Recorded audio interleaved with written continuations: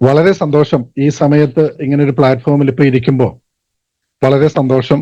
കാരണം കേരള RCM ടീമിനോടാണ് ഇപ്പോ ഞാൻ സംസാരിച്ചുകൊണ്ടിരിക്കുന്നത്. 2016 RCMൽ വരുന്നത്. ജൂലൈ മാസമാവുമ്പോൾ RCMൽ വന്നിട്ട് 10 വർഷം കംപ്ലീറ്റ് ആവും. 10 വർഷത്തെ ഒരു യാത്ര എന്ന് പറയുന്നത്, ഒരു ഇൻഡസ്ട്രിയിൽ ഒരാൾ ഒരു 10 വർഷം കംപ്ലീറ്റ് ചെയ്യുക എന്ന് പറയുന്നത് ചെറിയ കാര്യമല്ല, വളരെ വലിയ കാര്യം തന്നെയാണ്. ഇവിടെയും എന്തായാലും ഏകദേശം 10 വർഷം കംപ്ലീറ്റ് ആവുന്നു. വളരെ സന്തോഷം. കടന്നു വന്ന വഴികൾ, തരണം ചെയ്ത നേരിട്ട പ്രതിസന്ധികൾ എല്ലാം എൻ്റെ കൺമുൻപിൽ വളരെ വ്യക്തമായിട്ടുണ്ട്. ഒരു ചെറിയ പ്രസന്റേഷൻ ഉണ്ട്. അതിനു മുൻപ് ഏതാനും കാര്യങ്ങൾ പറഞ്ഞു തന്നെ തുടങ്ങാമെന്ന് വിചാരിക്കുന്നു. എമറാൾഡ് ഫാമിലിയെ മീറ്റ് ചെയ്യാന്നാണ് ഇന്ന് പറഞ്ഞിരുന്നത്. പക്ഷേ അല്പം തിരക്കുള്ളത് കൊണ്ട് ഫാമിലി ഇല്ല. ഇന്ന് ഞാൻ മാത്രമേ സംസാരിക്കൂ. ഇനി ഒരു അവസരത്തിൽ വരുമ്പോൾ കംപ്ലീറ്റ് ഫാമിലിയുമായിട്ടായിരിക്കും, പപ്പായും മമ്മിയും ഉൾപ്പെടെ എല്ലാ കംപ്ലീറ്റ് ഫാമിലിയുമായിട്ടായിരിക്കും ഞാൻ സംസാരിക്കാം. അപ്പൊ ഇന്ന് ഞാൻ മാത്രമായിരിക്കും നിങ്ങളോട് സംസാരിക്കാം. ഇന്നലെയാണ് ബിനു സാർ ഇത് ആവശ്യപ്പെട്ടത്. അപ്പൊ ഞാൻ ഓർത്തു തീർച്ചയായിട്ടും കുറച്ച് കാര്യങ്ങൾ സംസാരിക്കാം. കാരണം ഒരു എമറാൾഡായി കഴിയുമ്പോൾ നമ്മൾക്കുണ്ടാവുന്ന ഈ ബിസിനസ്സിനോടുള്ള കാഴ്ചപ്പാടിൽ മാറ്റം വന്നിട്ടുണ്ട്, മാറ്റം വരുന്നുണ്ട്. ഇതിന്റെ ഒരു ഫ്യൂച്ചർ എന്തായിരിക്കും, അല്ലെങ്കിൽ ഒരു വിഷൻ എന്തായിരിക്കും എന്നൊക്കെ എന്താ വേണ്ടേ, കുറേയും കൂടെ ഒരു തെളിച്ചം ഒക്കെ വന്നു. ഇനി എങ്ങനെ മുന്നോട്ട് പോകണം, അങ്ങനെ കുറെ കാര്യങ്ങളിലൊരു വ്യക്തത വന്ന ഒരു പൊസിഷനാണ് എമറാൾഡ് എന്ന് പറയുന്നത്. കേരളത്തിൽ ഏകദേശം 23 എമറാൾഡ് ലീഡേഴ്സാണ് ഉള്ളത്. അതിൽ ഒരാളാവുക എന്ന് പറയുന്നത് ചെറിയ കാര്യമല്ല. എനിക്കിപ്പോഴും ഓർമ്മയുണ്ട്, ഡോക്ടർ രാജൻ സാറ് 2016 ഒക്ടോബറിലാണ് തോന്നുന്നത്, എനിക്ക് കൃത്യമായിട്ട് ഓർമ്മയില്ല, ഒരു പ്രോഗ്രാമിന് വേണ്ടി എന്നെ ആദ്യമായിട്ട് ഫോൺ വിളിച്ചൊരു സമയം, അദ്ദേഹം ഫോണിൽ കൂടെ ആദ്യമായിട്ട് സംസാരിച്ച ഒരു സമയം. അതിന് മുൻപ് തന്നെ എനിക്ക് RCM എന്ന ഈ 3 അക്ഷരം എൻ്റെ കയ്യിലോട്ട് തന്ന മോളി മാഡത്തെ ഏറെ സ്നേഹത്തോടുകൂടി ഓർക്കുന്നു. RCMല് മെമ്പർഷിപ്പ് എടുത്ത അന്ന് മോളി ചേച്ചി ചെയ്ത 2-3 ഉപകാരങ്ങൾ അല്ലെങ്കിൽ പുണ്യം എന്തൊക്കെയാണെന്ന് ചോദിച്ചു കഴിഞ്ഞാൽ, ഒന്ന് RCM തന്നു തീർച്ചയായിട്ടും. 2, അന്ന് തന്നെ എനിക്ക് RCMന്റെ മാർക്കറ്റിംഗ് പ്ലാൻ ബുക്ക് തന്നു. 3, ഡോക്ടർ രാജൻ സാറിന്റെ നമ്പറും അന്നേ എനിക്ക് തന്നു. എന്തെങ്കിലും ആവശ്യമുണ്ടെങ്കിൽ കോണ്ടാക്ട് ചെയ്യാമെന്നും പറഞ്ഞ് രാജൻ സാറിന്റെ നമ്പർ തന്നു. അതോടൊപ്പം തന്നെ പറഞ്ഞു, doctor Rajan sir Indian air force ഉദ്യോഗസ്ഥനാണ്, ആയിരുന്നു, ഗൗരവക്കാരനാണ്, അങ്ങനെയെന്നൊക്കെ പറഞ്ഞുകൊണ്ട് അപ്പൊ ഒരു ഉള്ളിലൊരു ഭയമൊക്കെ നമുക്ക് തോന്നും. ഭയം എന്ന് പറഞ്ഞാൽ ഒരു ബഹുമാനത്തോടു കൂടിയുള്ള ഒരു ഭയമൊക്കെ നമുക്ക് എന്തായാലും സ്വാഭാവികമായിട്ട് തോന്നും. അങ്ങനെ എനിക്ക് ഒരു പ്രോഗ്രാമിന് വേണ്ടി അദ്ദേഹം എന്നെ ഫോൺ വിളിക്കുന്നു. ചെറിയൊരു ഭയം ഉള്ളിലുള്ളത് കൊണ്ട് ഞാൻ ഫോൺ എടുത്തില്ല. എങ്കിലും ഒരാൾ വിളിച്ചാൽ തിരിച്ചു വിളിക്കുക എന്നുള്ളത് ഒരു മര്യാദയായതുകൊണ്ട് കുറച്ച് സമയങ്ങൾക്ക് ശേഷം ഞാൻ അദ്ദേഹത്തെ ഫോൺ വിളിച്ചു. അദ്ദേഹം അന്ന് പറഞ്ഞ കാര്യങ്ങൾ ഞാൻ ഇന്നും കൃത്യമായിട്ട് ഓർക്കുന്നു. എന്നോട് പറഞ്ഞത് ഇത്രയേ ഉള്ളൂ: നോബൽ നമസ്കാരം, ഞാൻ ഡോക്ടർ രാജൻ, തൃശ്ശൂർ കോലടിയിൽ നിന്നാണ്. അതിനുശേഷം ഞാൻ തിരക്കിലാണോ അല്ലെങ്കിൽ ബിസിയാണോ ഒന്നും അദ്ദേഹം ചോദിച്ചില്ല. അദ്ദേഹം പറഞ്ഞ ഒരു മിനിറ്റിൽ കവിയാത്തൊരു സംസാരം. അദ്ദേഹം ഇതാണ് പറഞ്ഞത്: നാളെ തൃശ്ശൂർ മംഗള ടവേഴ്സിൽ ഒരു പ്രോഗ്രാം നടക്കുന്നുണ്ട്. പെട്ടെന്ന് ഈ ഒരു പ്രോഗ്രാമിനെ കുറിച്ച് ഓർമ്മ വന്നപ്പോൾ എനിക്ക് തോന്നി നോബലിനെ വിളിക്കണമെന്ന്. കാരണം വർഷങ്ങൾക്ക് മുൻപ് ഇങ്ങനെ ഒരു പ്രോഗ്രാമിൽ ഞാൻ പങ്കെടുത്തപ്പോഴാണ് RCMന്റെ ഒരു വിഷൻ എനിക്ക് മനസ്സിലായത്. ഇത് നോബലിന് ഏറ്റവും കൂടുതൽ ഉപകാരപ്പെടുന്ന പ്രോഗ്രാം ആയിരിക്കും, നോബൽ വരണം എന്ന് അദ്ദേഹം പറഞ്ഞു. അപ്പൊ ഇപ്പം നമ്മൾ നോക്കുമ്പോൾ നമ്മൾ ഓരോരുത്തരും ആളുകളെ ഫോൺ വിളിച്ചിട്ട്, നീ ഫ്രീ ആണോ, നീ വരുമോ, ഞാൻ വണ്ടിയും കൊണ്ട് വരാം, ഞാൻ ഫീസ് എടുത്തോളാം, ഞാൻ ലഞ്ച് മേടിച്ചു തരാം, ഞാൻ ചായ മേടിച്ചു തരാം, അങ്ങനെയൊക്കെയാണ്. ഇവിടെ ഒന്നും ഉണ്ടായിരുന്നില്ല. എന്നോട് ആകെ പറഞ്ഞ എന്താ, വർഷങ്ങൾക്ക് മുൻപ് ഇങ്ങനെ ഒരു പ്രോഗ്രാം അറ്റൻഡ് ചെയ്തപ്പോ അതിന്റെ ഒരു വിഷൻ എനിക്ക് മനസ്സിലായി, RCMന്റെ ഒരു വിഷൻ എനിക്ക് മനസ്സിലായി. എനിക്ക് ഉറപ്പാണ് നോബിളിനും ഇത് വളരെയേറെ ഉപകാരപ്പെടും, അതുകൊണ്ട് നോബിൾ നാളെ വരണം. ഇതാണ് അദ്ദേഹം പറഞ്ഞത്. ഒരു കാര്യം. രണ്ടാമത് ഒരു കാര്യം കൂടി പറഞ്ഞു.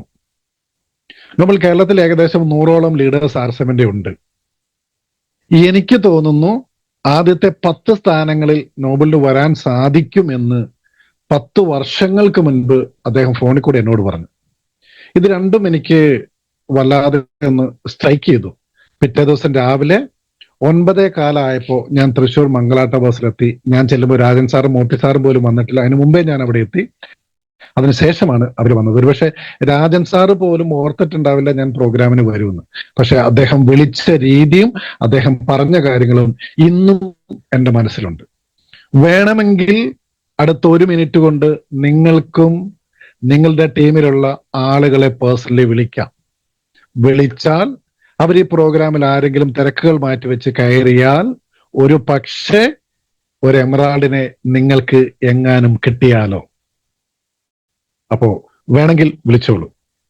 ഇപ്പോ മോളി ചേച്ചിയാണ് എനിക്ക് ആർസം തന്നത്. അതിനുശേഷം കുറച്ച് എന്താ പറയണ്ടേ, ഇതെങ്ങനെ ചെയ്യണം കാര്യങ്ങളൊന്നും അറിയില്ല. നമ്മളിങ്ങനെ മുന്നോട്ട്, നമുക്കറിയില്ല, പുതിയൊരു പ്രസ്ഥാനമാണ്, ഇന്നുവരെ ചെയ്യാത്തൊരു സംഭവം. സെയിൽ അത്ര ഇഷ്ടമില്ലാത്ത ആളാണ്. ആളുകളെ ഇങ്ങനെയൊന്നും, ഞാൻ ഓഫീസിലിരുന്ന് പല ഓഫീസുകളിൽ വർക്ക് ചെയ്തിട്ടുണ്ട്. പക്ഷെ ഇങ്ങനെ നമ്മൾ ആളുകളെ ഡയറക്റ്റ് പോയി കണ്ട് അവരെ ഈ സിസ്റ്റം പറഞ്ഞു കൊടുത്ത് ഇത് കൊണ്ടുവന്ന ഒരു സിസ്റ്റത്തിലൊന്നും വർക്ക് ചെയ്ത എക്സ്പീരിയൻസ് ഇല്ല. അപ്പോൾ എന്താണ് കറക്റ്റായിട്ട് ചെയ്യേണ്ടത് എന്നൊന്നും അറിയില്ല. അതുകൊണ്ട് തന്നെ തുടക്ക സമയത്ത് കുറെ മിസ്റ്റേക്കുകൾ വരുത്തി. പക്ഷെ ഓരോ മിസ്റ്റേക്കും ഒരു വലിയൊരു തിരിച്ചറിവിലേക്ക് എന്നെ കൊണ്ടുപോയി എന്നുള്ളത് വളരെ സത്യമാണ്. ഇനി ഓരോ കാര്യങ്ങളിലും നമുക്ക് പ്രസന്റേഷനിലൂടെ പറയാം. പപ്പ, മമ്മി, ഞാന്, വൈഫ്, മകൾ, ഞങ്ങള് 5 പേരടങ്ങുന്ന കുടുംബം. ചേച്ചി വിവാഹം കഴിഞ്ഞു, ആലപ്പുഴയിലാണ്. ചേട്ടൻ അവര് ഫാമിലി ആയിട്ട് ഗുജറാത്തിലെ ജത്പൂർ എന്ന് പറയുന്ന സ്ഥലത്താണ് സ്കൂളില് ടീച്ചേഴ്സാണ് അവര്. 2 മക്കള്. ചേച്ചിക്ക് 3 കുട്ടികള്. എൻ്റെ ഇളയ സിസ്റ്ററാണ്, കന്യാസ്ത്രീയാണ്.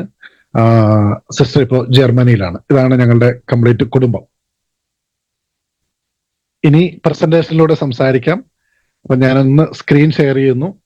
ഇനി ഞാൻ സംസാരിക്കുന്നത് future of RCM in Kerala. RCMന്റെ കേരളത്തിലെ ഫ്യൂച്ചറിനെ കുറിച്ച് വളരെ വിശദമായിട്ടൊന്ന് നോക്കാൻ പോവാ. വളരെ നിങ്ങൾ ശ്രദ്ധിക്കണം. ഇത് വളരെ ശ്രദ്ധിച്ചിരുന്നോളൂ. നിങ്ങൾക്ക് ആരെങ്കിലും വിളിക്കണമെങ്കിൽ എത്രയും പെട്ടെന്നാവാം. കാരണം നമ്മൾ ഈ ടോപ്പിക്കുമായിട്ട് മുന്നോട്ട് പോവുക. പല ആളുകൾക്കും ഇന്നും RCM എന്താണെന്ന് വ്യക്തമായിട്ട് മനസ്സിലായിട്ടില്ല. പഴയ RCMന്റെ ലോഗോയിൽ ഉണ്ടായിരുന്ന ഒരു വാചകമാണ് ഈ എഴുതിയിരിക്കുന്നത്. Come once stay forever എന്നാ എഴുതിയിരുന്നത്. നേരത്തെ അങ്ങനെയായിരുന്നു. പിന്നീടാണ് ട്രാൻസ്ഫോമിംഗ് ലൈഫ്സ്, ട്രാൻസ്ഫോമിംഗ് എൻഡേ എന്നാക്കി മാറ്റി. അതിനുശേഷം ഇപ്പോൾ വരുന്നത് transforming lives with the power of values എന്നാക്കി മാറ്റി. അപ്പോ come once stay forever എന്ന് പറഞ്ഞാൽ എന്താ? ഇത് പല ആളുകൾക്കും മനസ്സിലായിട്ടില്ല. എന്തുകൊണ്ടായിരിക്കും ഇങ്ങനെ പറഞ്ഞതെന്നൊന്നും അറിയില്ല. നമ്മൾ ഈ ബിസിനസ്സിനെ കുറിച്ച് ചില യാഥാർത്ഥ്യങ്ങൾ മനസ്സിലാക്കി മുന്നോട്ട് പോകണം. ഈ ബിസിനസിന്റെ കറണ്ട് സിറ്റുവേഷൻ, അറ്റ്ലീസ്റ്റ് കേരളത്തിലെ കറണ്ട് സിറ്റുവേഷൻ എന്താണെന്ന് നമ്മൾ മനസ്സിലാക്കണം. അങ്ങനെയാണെങ്കിൽ ഇനി മുന്നോട്ടുള്ള കാലത്ത് എന്തൊക്കെ ഉണ്ടാവാൻ സാധ്യതയുണ്ട് എന്നൊക്കെ നമുക്കൊന്ന് ഒരു തിരിഞ്ഞു നോട്ടം ഈ ഒരു അടുത്ത 1/4 മണിക്കൂർ കൊണ്ട് സമയം കൊണ്ട് നമുക്കൊന്ന് നോക്കാം. അപ്പോ എല്ലാവരും റെഡിയാണെന്ന് വിചാരിക്കുന്നു. വേണമെങ്കിൽ പേനയും നോട്ട്ബുക്കും ഒക്കെ എടുത്തു വെക്കാം. ചിലപ്പോൾ ചില പോയിന്റുകൾ ഒരുപക്ഷെ നിങ്ങൾക്ക് എന്താ പറയണ്ടേ, നോട്ട് ചെയ്യാൻ ഉണ്ടാവും. എല്ലാ പ്രോഗ്രാമുകളിലും പേനയും നോട്ട്ബുക്കും എടുത്തു വെക്കുന്നത് ഒരു ശീലമാക്കുന്നത് നല്ലതാണ്. സ്ക്രീൻഷോട്ടൊക്കെ നമ്മൾ പലരും എടുത്തു വെക്കാറുണ്ട്. പിന്നീട് നമ്മൾ മൊബൈലിന്റെ എന്താ പറയണ്ടേ സ്പേസ് ഇല്ലാണ്ടാവുന്ന സമയത്ത് നമ്മൾ അതൊക്കെ തന്നെ ഡിലീറ്റ് ചെയ്യുകയും ചെയ്യും. അപ്പോൾ ആവശ്യമെങ്കിൽ പേനയും നോട്ട്ബുക്കും നമുക്ക് എടുത്തു വെക്കാം. RCMല് പുതിയതായി വരുന്ന ആളുകൾക്ക് പൊതുവെ ഈ സിസ്റ്റത്തിൽ നിലനിന്നാൽ എന്ത് ലഭിക്കാൻ സാധ്യതയുണ്ടെന്ന് അങ്ങനെ ഒരു ക്ലിയർ വിഷൻ കിട്ടാറില്ല. അല്ലെങ്കിൽ ഒരു പക്ഷെ പുതിയ ഒരാളായിരിക്കും, ഒരാളെ ജോയിൻ ചെയ്ത ഒരാളായിരിക്കും വേറൊരാളെ കണക്ട് ചെയ്ത് കൊണ്ടുവരുന്നത്. അപ്പോ കൊണ്ടുവരുന്ന ആൾക്കും അത്ര വലിയൊരു വിഷൻ ഒന്നും കിട്ടിയിട്ടുണ്ടാവില്ല. അതുകൊണ്ട് തന്നെ പല ആളുകളും കൃത്യമായി ഉൽപ്പന്നങ്ങൾ മേടിച്ച് ഉപയോഗിക്കാതിരിക്കുകയോ സ്ഥിരം പർച്ചേസ് ചെയ്യാത്തത് കൊണ്ട് അത് ID ടെർമിനേറ്റഡ് ആയി പോവുകയോ ചെയ്യാറുണ്ട്. നമ്മൾ അങ്ങനെ ധാരാളം കേസുകൾ കണ്ടുവരാറുണ്ട്. എന്നാൽ ചില ആളുകൾ അവർ വളരെ വ്യത്യസ്തമായി ചിന്തിക്കുകയും വളരെ വ്യത്യസ്തമായി പ്രവർത്തിക്കുകയും ചെയ്ത ആളുകളും ഉണ്ട്, അല്ലെ? അപ്പൊ നമ്മൾ ഇതിൽ എന്താ ഫോക്കസ് ചെയ്യേണ്ടത്? പ്രത്യേകിച്ച് നമുക്ക് കാര്യമായ മുതൽ മുടക്കൊന്നുമില്ലാതെ ചെയ്യാൻ പറ്റുന്ന ഒരു മഹത്തരമായ ഒരു ബിസിനസ്സാണ്. RCMനെ കുറിച്ച് പറയുന്നത് എന്താ? ലോകോത്തര നിലവാരമുള്ള ഉൽപ്പന്നങ്ങൾ ഇടനിലക്കാരും പരസ്യക്കാരും ഇല്ലാതെ കമ്പനിയിൽ നിന്നും നേരിട്ട് കസ്റ്റമറിലേക്ക് എത്തിക്കുന്ന ഒരു അതിനൂതന വിപണന രീതിയാണ് എന്നാണ് പറയാറ്, അല്ലെ? ഒരു പുതിയ സംവിധാനമാണ്. ഇപ്പൊ ആർട്ടിഫിഷ്യൽ ഇന്റലിജൻസ് ഒക്കെ വന്നു, AI.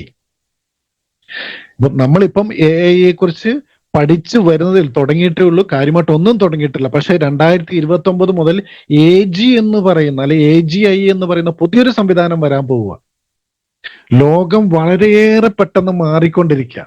പക്ഷെ നമ്മൾ ഇന്നും കാര്യമായി ഇങ്ങനെയുള്ള ഡയറക്ട് സെല്ലിംഗ് പ്രസ്ഥാനങ്ങളെ അല്ലെങ്കിൽ RCMനെ സീരിയസ് ആയിട്ട് ഏറ്റെടുക്കുന്നില്ല എന്നുള്ളത് വളരെ ഖേദകരമാണ് താനും. അത് ആളുകൾക്ക് അറിയില്ലാത്തത് കൊണ്ടാണ്. ഇത് ആരുടെയും കുഴപ്പമില്ല. അല്ലെങ്കിൽ നമ്മൾ ഒരാളോട് പറയുമ്പോൾ അവർക്ക് മനസ്സിലാവുന്ന രീതിയിൽ നമുക്കിത് പ്രസന്റ് ചെയ്യാൻ പറ്റാത്തതും ഒരു പ്രോബ്ലമായിട്ട് വന്നിട്ടുണ്ടാവാം. എന്തായാലും നമുക്കൊന്ന് നോക്കിട്ട് കിടക്കാം. അപ്പൊ എന്താണാവോ ഈ ചക്രവ്യൂഹം? അത് വളരെ രസകരമാണ്. നമുക്ക് നോക്കാം എന്താണ് ചക്രവ്യൂഹം എന്നൊക്കെ നോക്കാം, അല്ലെ? ഇത് ശരിക്കും ഒരു ലൂപ്പാണ്. ചക്രവ്യൂഹം എന്ന് പറഞ്ഞ ഒരു ലൂപ്പ്. എന്താ പറയണ്ടേ, ചില ആളുകൾ പറയും എന്താ പറയണ്ടേ, രക്ഷപ്പെട്ടോ എന്ന് ചോദിച്ചാൽ രക്ഷപ്പെട്ടില്ല, എന്നാൽ അതിൽ നിന്നൊട്ട് പുറത്ത് കടക്കാനും പറ്റാത്ത ഒരു വല്ലാത്ത ഒരു മാനസികാവസ്ഥ. ചില ആളുകൾ ചില കമ്പനിയിൽ ജോലിക്ക് കയറി കഴിഞ്ഞാൽ അവിടെ നിന്ന് റിസൈൻ ചെയ്ത് പോരാൻ പറ്റുന്നില്ല. കാരണം എന്തോ ഒരു കുരുക്കിൽ പെട്ടിരിക്കുക. പല ആളുകളെ എനിക്കറിയാം, എന്തോ ഒരു കുരുക്കിൽ പെട്ടിരിക്കുക. അതിനെയാണ് ലൂപ്പ് എന്ന് പറയുക. ചില ആളുകൾ ചില ബന്ധങ്ങളിൽ ഇതായി കഴിഞ്ഞാൽ പുറത്തു പോരാൻ പറ്റാത്ത രീതിയിൽ അവർ ലോക്കാവും, അവിടെ ഒരു ലൂപ്പിൽ പെട്ടു, അല്ലെ? അതിനെയാണ് ചക്രവ്യൂഹം എന്ന് പറയുക. ഇത് പല രീതിയിൽ ഇതിനെക്കുറിച്ച് വ്യാഖ്യാനിക്കാം, ഈ ചക്രവ്യൂഹത്തെ കുറിച്ച്. എന്നാൽ ഞാൻ ഇവിടെ പറയുന്നത് എന്താണ് ഈ ചക്രവ്യൂഹമെന്ന് നിങ്ങൾ വളരെ ശ്രദ്ധിച്ച് കേൾക്കണം, ശ്രദ്ധിച്ച് മനസ്സിലാക്കണം. നിങ്ങളൊന്ന് നോക്കൂ, ഇവിടെ നമ്മൾ ഇപ്പൊ എത്ര പേരുണ്ട്, എത്ര ആളുകളാണ് ഉള്ളത്? ഏകദേശം 526 ആളുകൾ ഇപ്പോ ഈ പ്ലാറ്റ്ഫോമിലുണ്ട്, അല്ലേ? നിങ്ങൾക്ക് ഓരോരുത്തർക്കും, അല്ലെങ്കിൽ നമുക്ക് ഓരോരുത്തർക്കും ഈ സംസ്ഥാനത്ത് അല്ലെങ്കിൽ ഈ ലോകത്തിൽ അറിയാവുന്ന, പേഴ്സണലായിട്ട് അറിയാവുന്ന എത്ര ആളുകൾ ഉണ്ടാവും? അതിനെക്കുറിച്ച് നിങ്ങൾ ചിന്തിച്ചിട്ടുണ്ടോ? നമുക്കറിയാവുന്ന ആളുകളുടെ എണ്ണം വളരെ കുറവായിരിക്കും. ഒരു 500 മുതൽ 1000 ഒക്കെയാണ് നമുക്ക് പേഴ്സണലി അറിയാവുന്ന ആളുകളുടെ എണ്ണം എത്രയേ ഉള്ളൂ. എല്ലാവരുടെയും അവസ്ഥ ഇതാ, ശരിയല്ലേ? എല്ലാ ആളുകളും ഇങ്ങനെയാണ്, 500 മുതൽ ആളുകൾ. എന്നാൽ നമുക്കറിയില്ലാത്ത ആളുകൾ ഇന്ത്യയിൽ 144 കോടി ജനങ്ങളും കേരളത്തിൽ 3.5 കോടി ജനങ്ങളും വേറെയുണ്ട്. നമുക്ക് ഏറ്റവും കൂടുതൽ അറിയാവുന്നത് എത്ര പേരേ ഉള്ളൂ? 500 മുതൽ 1000 പേരെയാണ് നമുക്ക് ഓരോരുത്തർക്കും പേഴ്സണലി അറിയാവുന്നത്. അപ്പോൾ നമുക്ക് അറിയില്ലാത്ത ആളുകളാണ് ഏറ്റവും കൂടുതലുള്ളത്, ശരിയല്ലേ? നമ്മള് ഈ അറിയാവുന്ന ആളുകളുടെ ചുറ്റപ്പെട്ട് കടന്നു പോവുക. ഒരു പുതിയൊരു സംരംഭം തുടങ്ങുമ്പോൾ, പ്രത്യേകിച്ച് RCM നമ്മൾ സ്റ്റാർട്ട് ചെയ്യുമ്പോൾ, നമ്മൾ തുടക്കത്തിൽ വലിയ ആവേശത്തോടു കൂടി നമ്മൾ ആരോടാ പറയുക? നമ്മുടെ അടുത്ത സുഹൃത്തുക്കൾ, നമ്മുടെ വീട്ടിൽ പറയും, നമ്മുടെ അടുത്ത സുഹൃത്തുക്കളോട് പറയും, അല്ലെ? നമ്മുടെ അയൽവാസികളോടൊക്കെ പറയാനാണ് സാധ്യത. നമ്മുടെ ഫാമിലി, കുടുംബത്തിലെ ബന്ധുക്കള്, അവരോടൊക്കെ നമ്മൾ പറയും. ഇവര് ഈ പ്രസ്ഥാനത്തെക്കുറിച്ച് അറിയാത്തത് കൊണ്ടും ഇതിന്റെ മേന്മയോ മഹിമയോ ഒന്നും അറിയാത്തത് കൊണ്ട് തന്നെ ഈ ആളുകൾ എന്ത് ചെയ്യാനാണ് സാധ്യത? ഒരൊറ്റ സാധ്യതയേ ഉള്ളൂ, അവരിതിനെ എതിർക്കും, ശരിയല്ലേ? അവരിനെ എതിർക്കും, കാരണം അവർക്ക് അറിവില്ല. ഇനി ഈ ചക്രവ്യൂഹം എന്ന് പറയുന്നത് ഇതിനൊന്ന് ഭേദിച്ച് പുറത്ത് കടക്കണമെങ്കിൽ എന്താണ്? ഒരാളുടെ ജനനം മുതൽ മരണവാർഷികം വരെ ഉള്ള ചക്രവ്യൂഹത്തിൽ നമ്മൾ പെട്ടുകിടക്കുക, അല്ലെ? ജനനം വെച്ചാൽ ജന്മദിനം ആഘോഷിക്കണം, പിന്നെ മാമോദിസ, ഓരോ മതവിഭാഗങ്ങൾക്കനുസരിച്ച് വിവിധ ചടങ്ങുകളുണ്ട്, അല്ലെ? നൂലുകെട്ടുണ്ട്, ചോറുണ്ണുകൊണ്ട്, ആദ്യ കുർബാന ഉണ്ട്, പിന്നെ അത് വളർന്നു വരുമ്പം പിന്നെയുണ്ട് എന്താ പറയുക, സ്ത്രീകളെ സംബന്ധിച്ച് ഫസ്റ്റാർത്തവം ഒരു പ്രത്യേക ചടങ്ങുണ്ട്, പെണ്ണ് കാളകൾ ചടങ്ങുണ്ട്, പിന്നെ എന്താ പറയുക, നമ്മുടെ കമ്മലിടുന്നതിന് അതൊരു പ്രത്യേക ചടങ്ങുണ്ട്, പെണ്ണ് കാണല്, ചെറുക്കൻ കാണല്, വിവാഹ നിശ്ചയം, വിവാഹ തലേന്ന്, വിവാഹ ദിവസം, വിവാഹ പിറ്റേന്ന്, വിരുന്ന്, വയറ് കാണൽ, പിന്നെ അവരുടെ കുട്ടികളുടെ ജനനം, അല്ലെ? ഇതിങ്ങനെ ഒരു ചക്രവ്യൂഹത്തിൽ ഞാനും നിങ്ങളും പെട്ടുകിടക്കുന്നു. ഇതേ സമയത്ത് ആരെങ്കിലും വീട് മേടിക്കും, അല്ലെ? ആരെങ്കിലും മരിക്കും, പിന്നെ അതിന്റെ ചടങ്ങുകൾ, അതിന്റെ അടിയന്തരം, അതിന്റെ വാർഷികം, ഇതുണ്ട്. ഇത് ലൈഫിന്റെ ഒരു സർക്കിൾ എന്ന് പറയുന്നത് ഇതൊക്കെ തന്നെയാണ്. നമ്മളൊരു സാമൂഹിക ജീവി ആയതുകൊണ്ട് തന്നെ, ഒരു സമൂഹത്തിൽ ജീവിക്കുന്ന ഉത്തമ പൗരനായതുകൊണ്ട് ഇങ്ങനെ കുറെ ഉണ്ട്. പിന്നെ രാഷ്ട്രീയ കാര്യങ്ങളുണ്ട്, മതപരമായ കുറെ ചടങ്ങുകളുണ്ട്. ഇതിലൊക്കെ ഇങ്ങനെ കിടക്കാം. ഇതാണ് ഈ ചക്രവ്യൂഹം എന്ന് പറയുന്നത്. ഈ ചക്രവ്യൂഹത്തെ ഭേദിച്ചാൽ, ഇതിന് ബ്രേക്ക് ചെയ്താൽ എന്താ സംഭവിക്കാൻ നോക്കണോ? നിങ്ങൾക്ക് കാണണോ? അപ്പോൾ ഈ പറഞ്ഞ കാര്യങ്ങൾക്കൊക്കെ, അതായത് ഇപ്പൊ ആർസിമിൽ വന്ന സജീവമാകുന്നതിന് മുൻപ് ഞാനും ഈ പറയുന്ന എല്ലാ ചടങ്ങുകൾക്കും 1-2 ദിവസം മുൻപേ എല്ലാ സ്ഥലങ്ങളിലും എത്തിയിരുന്ന വ്യക്തിയായിരുന്നു. ഇപ്പൊ സുഹൃത്തുക്കളെ വിളിക്കും, ബന്ധുക്കളെ വിളിക്കും, എല്ലായിടത്തും ഞാൻ ഓടിച്ചെല്ലാൻ ഞാൻ സമയം കണ്ടെത്തിയിരുന്നു. എന്നാൽ എന്റെ ബന്ധുക്കളോടും എന്റെ സുഹൃത്തുക്കളോടും എന്റെ അയൽവാസികളോടും ഞാൻ ആർസിഎമ്മിനെ കുറിച്ച് പറഞ്ഞ സമയത്ത് 1-2 പ്രാവശ്യം എന്റെ കയ്യിൽ നിന്ന് പ്രൊഡക്റ്റ് വാങ്ങുകയും എത്ര നിർബന്ധിച്ചിട്ടും ആർസിഎമ്മിൽ മെമ്പർഷിപ്പ് എടുക്കാനും ഇവരിൽ പലരും കൂട്ടാക്കിയില്ല. അഥവാ മെമ്പർഷിപ്പ് എടുത്താൽ തന്നെ അത് റിപ്പീറ്റ് പർച്ചേസിലോട്ട് ഇവര് പോയില്ല. അപ്പോൾ നമ്മളുടെ ബന്ധുക്കളാണ്, അടുത്ത സുഹൃത്തുക്കളാണ്, അയൽവാസികളായതുകൊണ്ട് തന്നെ ഒരു പരിധിയിൽ കവിഞ്ഞ് ആരെയും ഫോഴ്സ് ചെയ്യാൻ പറ്റാത്തതും വന്നു. പിന്നെ അവരും മനസ്സിലാക്കി, എന്നെ അറിയാം, ഞാൻ നേരത്തെ ചെയ്തുകൊണ്ടിരുന്ന ജോലി ഒരു ടൂർ കമ്പനിയിലാണ്, അല്ലെ? ഇവൻ പെട്ടെന്ന് ഒരു ദിവസം അടുത്ത സംഭവമായിട്ട് ഇറങ്ങിയിരിക്കുന്നു, അല്ലെ? ഇവൻ എന്താ വട്ടാണോ? പല കാര്യങ്ങളെ കുറിച്ചതായി. അപ്പോൾ ഞാൻ എന്തായി, അറിയാവുന്ന ആളുകളിലോട്ട് ഞാൻ ആർസിയുമായിട്ട് പോയ സമയത്ത് 4-ാമത്തെ മാസം എന്റെ അക്കൗണ്ടിൽ 736 രൂപ വന്നു. ഇത് എനിക്ക് അറിയാവുന്ന ആളുകളിലേക്ക് ഞാൻ ആർസിഎം കൊണ്ടുപോയപ്പോ, കാരണം എനിക്ക് എത്ര പേരെ അറിയാം? 500 മുതൽ 1000 പേരെ അറിയാം. അങ്ങനെ അറിയാവുന്ന ആളുകളിലോട്ട് പോയപ്പോൾ എനിക്ക് ഇത്രയും വരുമാനം വന്നു. എന്നാൽ ഈ ബിസിനസ് ഞാൻ അവിടെ കൊണ്ട് നിർത്താൻ ഉദ്ദേശിച്ചില്ല, പടിപടിയായിട്ട് ഇതിനെ വളർത്തി. ഇന്ന് 12,000-ത്തിലധികം ആളുകൾ എൻ്റെ ടീമിലുണ്ട്. അറിയില്ലാത്ത ആളുകളാണ്. അവർ വന്ന സമയം എനിക്കറിയണ്ടായിരുന്നില്ല. ഇത് കണക്ട് ചെയ്ത് വന്ന് എനിക്ക് അറിയില്ലാത്ത ആളുകളിലോട്ട് ഈ ബിസിനസ്സുമായിട്ട് ഇറങ്ങിയപ്പോൾ എൻ്റെ ബിസിനസ്സിൽ പ്രോഗ്രസ് വന്നു, എൻ്റെ വരുമാനത്തിൽ വലിയ മാറ്റം വന്നു. എല്ലാവർക്കും മനസ്സിലാവുന്നുണ്ടെന്ന് ഞാൻ കരുതുന്നു. അപ്പോ കറക്റ്റ് നിങ്ങൾ മനസ്സിലാക്കണം. അപ്പോ നമ്മുടെ ഇപ്പോഴും നമ്മളിൽ ഭൂരിപക്ഷം ആളുകളും ആർസിഎമ്മിനെയും കൊണ്ട് എങ്ങോട്ടാ പോകുന്നത്? അറിയാവുന്ന ആളുകളുടെ പുറകെയാ. അവിടെയാണ് ഞാൻ നേരത്തെ ഒരു സ്ലൈഡ് കാണിച്ചത്. ഇന്ത്യയിൽ 144 കോടി ജനങ്ങളുണ്ട്, കേരളത്തിൽ 3.5 കോടി ജനങ്ങളുണ്ട്. കഷ്ടിച്ചൊരു 10 ലക്ഷം പേർക്കാണ് ആർസിഎമ്മിനെ കുറിച്ച് അറിയാവുന്നത്. ഈ 10 ലക്ഷം പേരും ആക്റ്റീവായിട്ട് ആർസിഎം ചെയ്യുന്നവരല്ല, അല്ലെ? എല്ലാവരും സ്ഥിരം പ്രൊഡക്റ്റ് മേടിക്കുന്നവരല്ല. അങ്ങനെയാണെങ്കിൽ ഇനിയും എത്രയോ 3,40,00,000 ആളുകൾ ഈ സിസ്റ്റത്തെ കുറിച്ച് അറിയാത്ത ആളുകൾ നമ്മുടെ കൊച്ചു കേരളത്തിലുണ്ട്. അപ്പോൾ നമ്മൾ എന്ത് ചെയ്യണം? അപ്പോൾ ഈ ചക്രവ്യൂഹം ഒന്ന് ഭേദിച്ച് ഒരു 3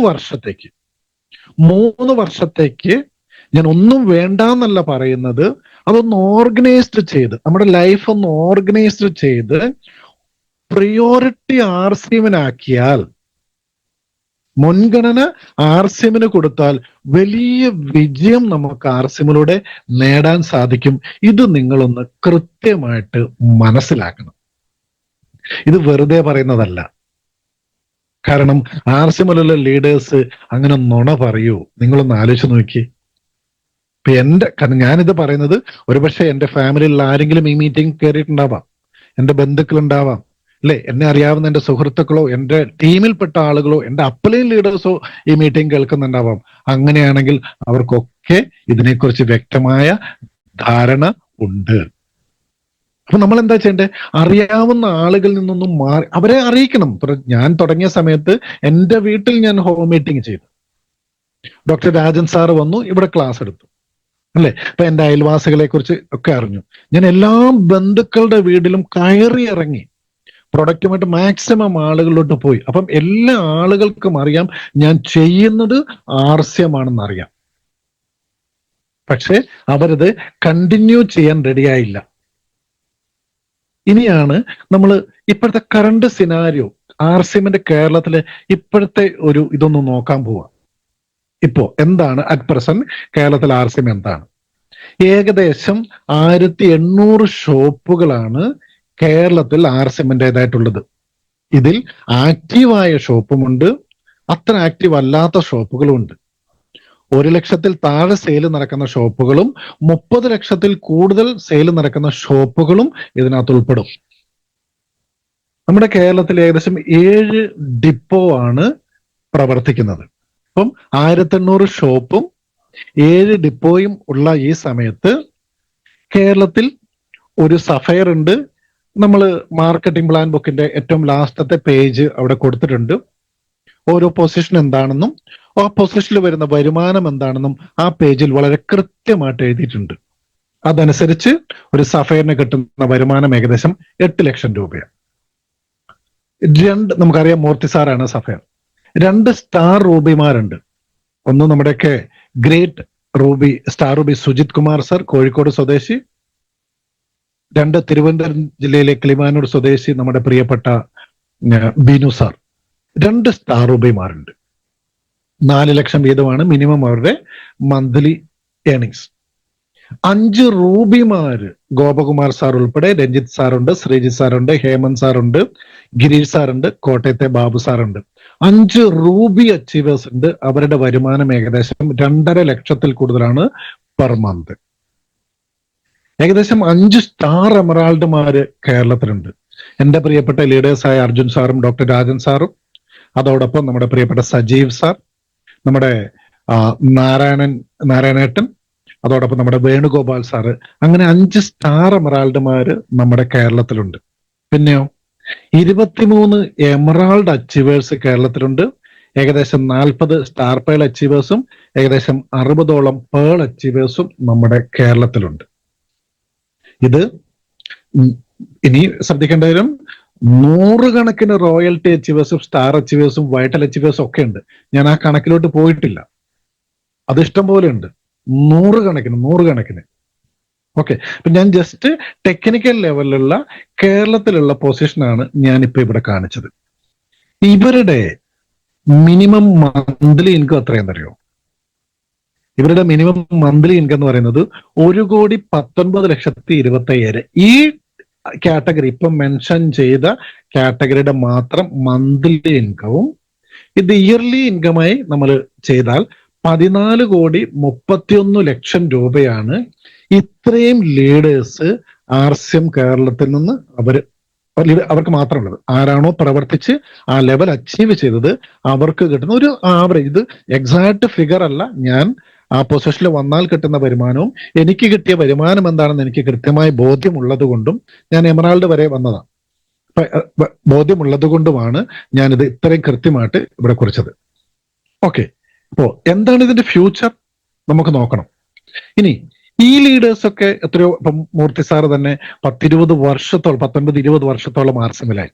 അല്ല, ഓരോ സീനിയർ ലീഡേഴ്സിനും നിങ്ങൾ എടുത്തോളൂ, 20-21 വർഷത്തോളമായി ആർസിഎമ്മിൽ അവര്. അപ്പൊ അവരുടെ ഇപ്പോഴത്തെ ആസ്തി എത്ര ഉണ്ടാവും? വരുമാനം ഇപ്പോഴത്തെ കണക്ക് മാത്രമേ കാണിച്ചുള്ളൂ, ശരിയല്ലേ? അവരുടെ ബാങ്ക് ബാലൻസ് എത്രയായിരിക്കും? അവർക്ക് എത്ര വീടുകൾ ഉണ്ടാവും, എത്ര സ്ഥലങ്ങൾ ഉണ്ടാവും, എത്ര സ്ഥലത്ത് കെട്ടിടങ്ങൾ ഉണ്ടാവും, എത്ര നിരവധി കാറുകൾ ഉണ്ടാവും, അവർക്ക് സ്വർണം എത്ര ഉണ്ടാവും, അവരുടെ സേവിങ്സ് ഒക്കെ ഇല്ലേ? നിങ്ങളൊന്ന് ആലോചിച്ച് നോക്കിയേ. കാരണം ഇത്രയും വർഷത്തെ, അപ്പൊ അവരുടെ ടോട്ടൽ ആസ്തി എന്ന് പറയുന്നത് എത്ര കോടികൾ ഉണ്ടാവും? ഇത് മുഴുവൻ അവരെവിടെ നിന്നുണ്ടാക്കിയതാ? ആർസിഎമ്മിൽ നിന്ന് നേടിയതാണെന്ന് നിങ്ങൾ മനസ്സിലാക്കണം. അതിൻ്റെ ഒന്നും കണക്ക് നമുക്കില്ല, കാരണം ഓരോരുത്തരുടെയും പേഴ്സണൽ അസറ്റ് നമുക്കറിയില്ലല്ലോ, ശരിയല്ലേ? അപ്പൊ ഇതൊന്നും മനസ്സിലാക്കണം നിങ്ങൾ, എത്രയാണ് അവസ്ഥ, അല്ലെ? അത് അവിടെയാണ് ഞാൻ എപ്പോഴും ആലോചിക്കുന്ന ഇതുണ്ട്. 2005 വളരെ കുറച്ച് ഉൽപ്പന്നങ്ങൾ മാത്രമുള്ള സമയത്ത് എന്ത് കണ്ടിട്ടാണ് Gopakumar sir RCM business start ചെയ്തത്? എനിക്കെന്നും അതിന് ഉത്തരവില്ല. ഞാൻ അദ്ദേഹത്തോട് ഒരു പ്രാവശ്യം ചോദിച്ചു, അദ്ദേഹം പറഞ്ഞു, നോബൽ ഇപ്പൊ ചോദിച്ചാൽ എനിക്ക് അതിനെക്കുറിച്ച് അറിയില്ല. മൂർത്തി സാറ് ഇന്ത്യൻ എയർഫോഴ്സിലെ അതായത് RCM കിട്ടിയ 1 വർഷത്തിന് ശേഷമാണ് അദ്ദേഹം RCMൽ ചെയ്യാമെന്ന് തീരുമാനമെടുത്ത് ഇന്ത്യൻ എയർഫോഴ്സിലെ ജോലി രാജിവെക്കുന്നതൊക്കെ. എന്ത് കണ്ടിട്ടായിരിക്കും അദ്ദേഹം ഇങ്ങനെ ഒരു തീരുമാനമെടുത്ത്? ഇത് ഈ തീരുമാനമെടുക്കാൻ അദ്ദേഹത്തെ പ്രേരിപ്പിച്ച ഘടകം എന്തായിരിക്കും? പലപ്പോഴും ഞാൻ ആലോചിക്കാറുണ്ട്. നമ്മുടെ പ്രിയപ്പെട്ട സുജിത് സാറ്, അദ്ദേഹത്തിന്റെ തന്നെ പല ക്ലാസ്സുകൾ പലതവണ ഞാൻ കേട്ടിട്ടുണ്ട്, അല്ലേ? പൊട്ടിപ്പാളീസായിട്ടിരിക്കുമ്പോഴും 3 മാസം കൊണ്ട് 326 പരം ജോയിനിങ് ബാംഗ്ലൂരിൽ നിന്ന് പ്രൊഡക്റ്റ് കൊണ്ടുവന്ന് കോഴിക്കോടിന്റെ പ്രാന്തപ്രദേശങ്ങളിൽ കൊടുത്ത് ജോയിൻ ചെയ്യിപ്പിച്ചിട്ടുണ്ടെങ്കിൽ അത് അദ്ദേഹം എന്ത് കണ്ടിട്ടായിരിക്കും? നിങ്ങൾ ആലോചിച്ചിട്ടുണ്ടോ? ഗോപകുമാർ സാറിനെ പ്രോഗ്രാം എല്ലാ മാസവും പ്രൊഡക്റ്റ് മേടിക്കണം എന്ന് പറഞ്ഞ് ആരെങ്കിലും ഫോളോ അപ്പ് ചെയ്തിട്ടുണ്ടാവോ? മൂർത്തി സാറും നമ്മുടെ സുജിത് സാറും ഒക്കെ എങ്ങനെയാണ് ഈ ബിസിനസിന്റെ വിഷൻ മനസ്സിലാക്കി അവർ മുന്നോട്ട് കുതിച്ചത്? അവർക്ക് എന്താണ് ഇതിനൊരു ആരാണ് ആവേശം കൊടുത്തത്? നമ്മൾക്കിപ്പോ എത്രയോ പ്രൊഡക്റ്റ് നമ്മുടെ കയ്യിലുണ്ട്, അല്ലെ? നമുക്കിപ്പോഴും ഇതിന്റെ സാധ്യത മനസ്സിലാവുന്നില്ല. RCMലുള്ള പലരും ഇപ്പോഴും പുറത്ത് മാർക്കറ്റിലെ ആട്ട ഉപയോഗിക്കുന്നുണ്ട്, മാർക്കറ്റിലെ ചായ ഉപയോഗിക്കുന്നുണ്ട്, അല്ലെ? മാർക്കറ്റിലെ കുളിക്കാൻ സോപ്പും പല പ്രൊഡക്റ്റ് ഉപയോഗിക്കുന്നുണ്ട്. എന്തുകൊണ്ട് RCMന്റെ ഉപയോഗിക്കുന്നില്ല? ഇപ്പൊ ഞാൻ ഇവിടെ ഇരിക്കുമ്പോ കംപ്ലീറ്റ് വസ്ത്രങ്ങൾ, എന്റെ ശരീരത്തിലെ കംപ്ലീറ്റ് വസ്ത്രങ്ങൾ RCMന്റെ. ഈ പിക്ചർ കണ്ടപ്പോൾ എനിക്ക് തോന്നിയത്, വർഷങ്ങൾക്ക് മുമ്പ് ഈ പിക്ചറിൽ ഒരു കാര്യം കൂടി ഉണ്ട്. ഞാൻ ഇന്ന് രാവിലെ മൂർത്തി സാറുമായിട്ട് സംസാരിച്ചപ്പോൾ അത് പറയുകയും ചെയ്തു. ഞാന് ഈ പ്രസന്റേഷൻ ഉണ്ടാക്കാൻ വേണ്ടി ആദ്യത്തെ പേജ് ഉണ്ടാക്കി. 2ാമത്തെ പേജിൽ എനിക്ക് തോന്നി കം വൺ സ്റ്റേ ഫോർ അവർ എന്ന് എഴുതാം. അതിനുശേഷം ഞാൻ മൂർത്തി സാറിന്റെ ഒരു പഴയ ഫോട്ടോ ആവശ്യപ്പെട്ടു. അദ്ദേഹം അയച്ചു തന്ന 3-4 ഫോട്ടോയിൽ ഒരു ഫോട്ടോ ഇതാണ്, ഇത് തന്നെ ഞാൻ ഇവിടുന്നു, അല്ലേ? അവിടെയും എഴുതിയിട്ടുണ്ട് come once stay forever. ഈ ഫോട്ടോ കണ്ടിട്ട് എനിക്ക് തോന്നിയത്, ഇദ്ദേഹം എന്ത് കണ്ടിട്ടാണ് ഇങ്ങനെ ഇന്നൊക്കെ ചെയ്ത് ഈ ടൈയൊക്കെ കെട്ടി വർഷങ്ങൾക്ക് മുൻപ് എല്ലാ പരിപാടിയും മാറ്റിവെച്ച് RCMന് പ്രാധാന്യം കൊടുത്ത് ചെയ്ത് മുന്നോട്ട് പോയത് എന്ത് കണ്ടിട്ടായിരിക്കും? ഇവര് കണ്ട ആ ഒരു കാഴ്ച എന്തുകൊണ്ടാണ് നമുക്ക് കാണാൻ പറ്റാത്തത്? അങ്ങനെ നമുക്കും കാണാൻ സാധിച്ചിരുന്നുവെങ്കിൽ ഇപ്പോൾ ഈ പ്രോഗ്രാമിലിരിക്കുന്ന 600 ആളുകളും എവിടെ എത്തിയേനെ? മിനിമം എമറാൾഡെങ്കിലും ആകുകയില്ലായിരുന്നു. ഹലോ, മനസ്സിലാവുന്നുണ്ടെന്ന് വിചാരിക്കുന്നു, അല്ലേ? അപ്പൊ ഞാനിപ്പോ ഇന്നും ആലോചിച്ചു, എന്ത് കണ്ടിട്ടായിരിക്കും ഇങ്ങനെ ഒരു ഇന്നൊക്കെ ചെയ്ത് ടൈയൊക്കെ കെട്ടി? എന്ത് വിഷം കണ്ട്? പ്രൊഡക്റ്റുകൾ വളരെ കുറവ്, അതിന്റെ അവൈലബിലിറ്റി കുറവ്. ആ സമയത്ത് ഇങ്ങനെയൊരു ഡിസിഷൻ എടുത്ത് ചെയ്യാൻ ഇവരെ പ്രേരിപ്പിച്ച ഘടകം എന്തായിരിക്കും? ഇതാണ് വിഷണറി പീപ്പിൾ എന്ന് പറയുന്നത്. വിഷണറി പീപ്പിൾ അടുത്ത വരാൻ പോകുന്ന 5-10 വർഷം കഴിയുമ്പോ ഈ ബിസിനസ് ഇന്ന ലെവലിൽ പോകുമെന്ന് ഇവർക്ക് അന്നേ തോന്നിയിട്ടുണ്ടാവാം. നമുക്ക് തോന്നാത്തത് ഈ ഗ്രേറ്റ് ലീഡേഴ്സിന് ഒരുപക്ഷെ തോന്നിയിട്ടുണ്ടാവാം, അല്ലെ? അപ്പൊ ഈ പാസ്റ്റിലോട്ടൊന്ന് പോയാലോ? പ്രസന്റ് പറഞ്ഞു, ഇനി പാസ്റ്റിലോട്ട്. ഇത് മൂർത്തി സാറിന്റെ ഒരു കാറാ. 3 ലക്ഷത്തിലധികം കിലോമീറ്റർ ആണ് ഈ വണ്ടി എൻറ്റയർ സൗത്ത് ഇന്ത്യയിൽ RCM ബിസിനസ് ഡെവലപ്പ് ചെയ്യാൻ വേണ്ടി അദ്ദേഹം ഓടിച്ചത്. 3 ലക്ഷം കിലോമീറ്ററിന്റെ പെട്രോൾ ചാർജ് എത്രയായിരിക്കും? ഇത് നിങ്ങൾ ആരെങ്കിലും കൊടുത്തോ? നമ്മൾ ആരെങ്കിലും കൊടുത്തോ? ഇല്ലല്ലോ. അദ്ദേഹത്തിന്റെ പോക്കറ്റിൽ നിന്ന് എടുത്ത് അടിച്ചു. ഇപ്പൊ എത്രയായിരിക്കും അതിനുവേണ്ടി ചെലവാക്കിയെന്ന് വെച്ചാൽ എനിക്കറിയില്ല.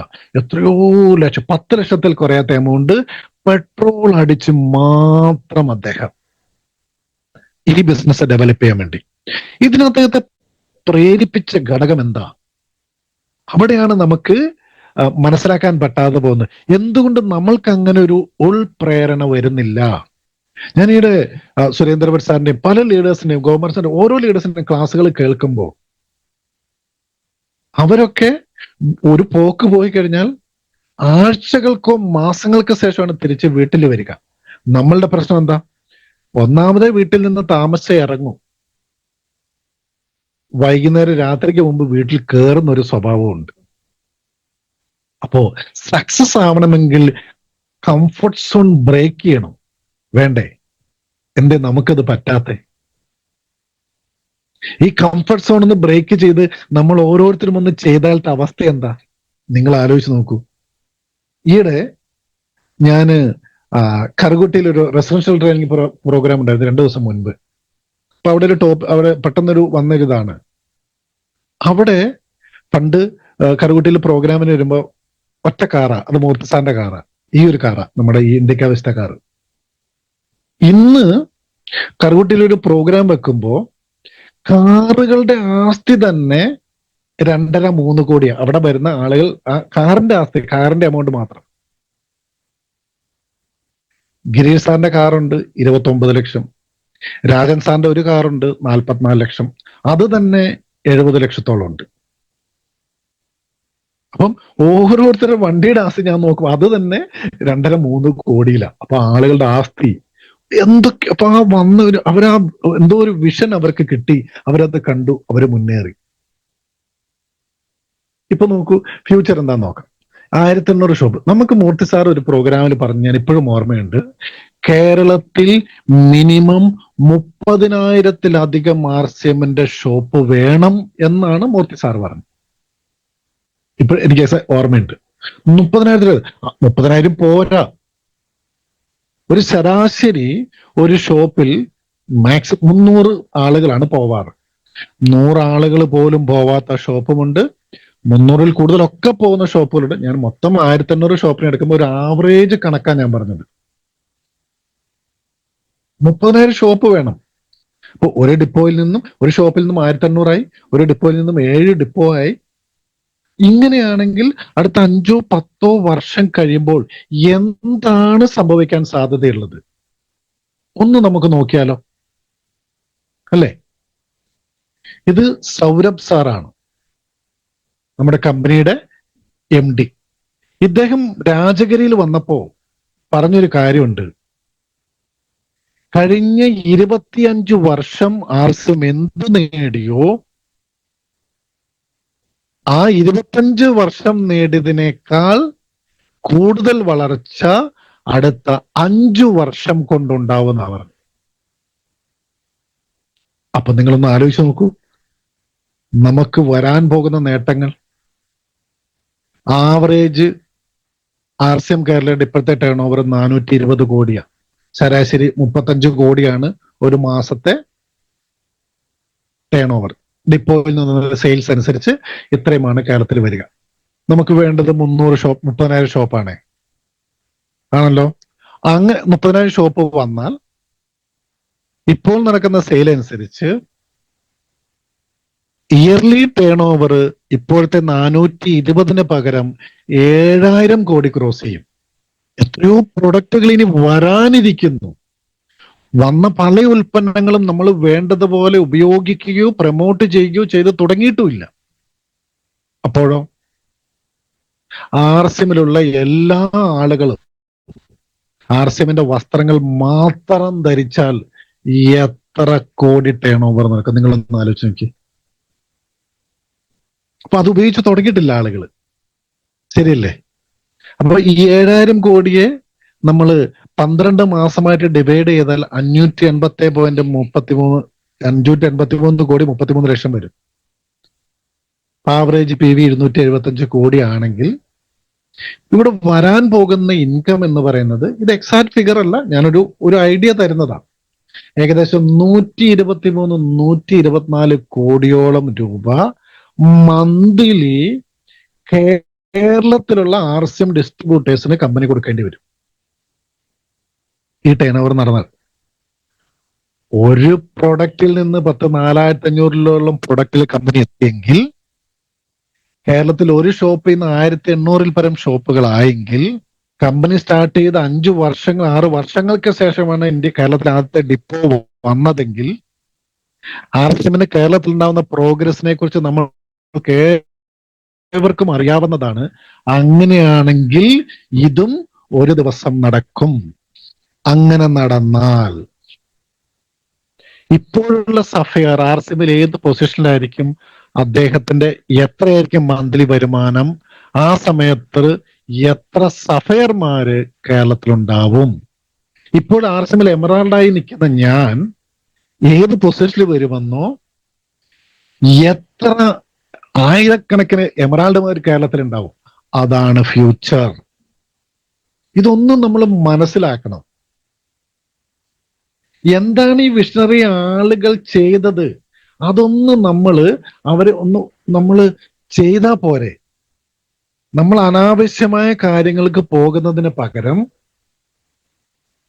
മറ്റുള്ളവരെ കുറ്റപ്പെടുന്നതിന് പകരം, എന്നെ സപ്പോർട്ട് ചെയ്യാൻ ആളില്ലെന്ന് പറഞ്ഞിരിക്കുന്നതിന് പകരം, ഇതിൽ ചെയ്യേണ്ട കാര്യങ്ങൾ ചെയ്ത് ഫോക്കസ് ചെയ്ത് മുന്നോട്ട് പോയി കഴിഞ്ഞാൽ എത്ര വലിയ അവസരമാണ് നമ്മുടെ മുൻപിൽ നമുക്ക് ഓരോരുത്തർക്ക് കിട്ടുക. ഒന്ന് ആലോചിച്ചു നോക്കൂ നിങ്ങൾ. എനിക്ക് തോന്നുന്നു ഇപ്പോൾ ഉള്ള പേളച്ചീവറൊക്കെ അവര് വിടാതെ ഇത് കറക്റ്റ് ഒരു 5-10 വർഷം മുന്നോട്ട് പോയി കഴിഞ്ഞാൽ അവരൊക്കെ മിനിമം ഇൻകം 5-10 ലക്ഷത്തിൽ കൂടുതൽ പോകും. മിനിമം ഇൻകം പറഞ്ഞ് ഒരു വിഷൻ നമുക്കുണ്ടാവണം, ആ ഒരു കാഴ്ചപ്പാട് നമുക്കുണ്ടാവണം. അതനുസരിച്ച് ഇതിനൊന്ന് ഏറ്റെടുത്ത് ചെയ്യണം. അതുകൊണ്ടാണ് ഒന്ന് പുറത്തിറങ്ങി മാക്സിമം ആളുകളിലേക്ക് നിങ്ങൾ ഇതിനെ എത്തിക്കൂ എന്ന് പറയുന്നത്. 3.5 കോടി ജനങ്ങളിലേക്ക് 1 കോടി ജനങ്ങളെയൊക്കെ നമ്മൾ കൊണ്ടുവന്നാൽ നടക്കാവുന്ന ബിസിനസ് എന്ന് പറഞ്ഞാൽ ഇമാജിൻ ചെയ്യാവുന്നതിനപ്പുറമായിരിക്കും. ഇതെന്താ വേണ്ടത്? സ്റ്റേ ഫോക്കസ്ഡ്, അല്ലേ? ഇതിനൊരു മിഷൻ ആക്കി എടുക്കണം. ആ വിഷൻ ക്ലിയർ ആവണം. ഇപ്പൊ നമുക്കറിയില്ലെങ്കിൽ നമ്മുടെ ലീഡേഴ്സിനോട് ചോദിക്കണം. മാത്രമല്ല സ്ഥിരതയുള്ള പ്രവർത്തനം അത്യാവശ്യമാണ്.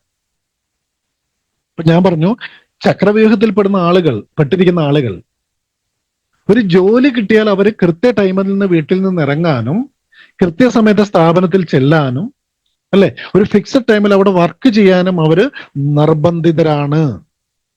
എന്നാൽ RCM പോലെയുള്ള ഒരു പ്രൊഫഷണൽ മേഖല നമ്മൾ ആരും ഒരു പരിധിയിൽ കവിഞ്ഞ സമയം നമ്മൾ ഇവിടെ ഇൻവെസ്റ്റ് ചെയ്യാറില്ല. ഇവിടെ ഫുൾ ടൈം ചെയ്യുന്നവരും പാർട്ട് ടൈം ചെയ്യുന്നവരുടെ എണ്ണം വളരെ കുറവാണ്.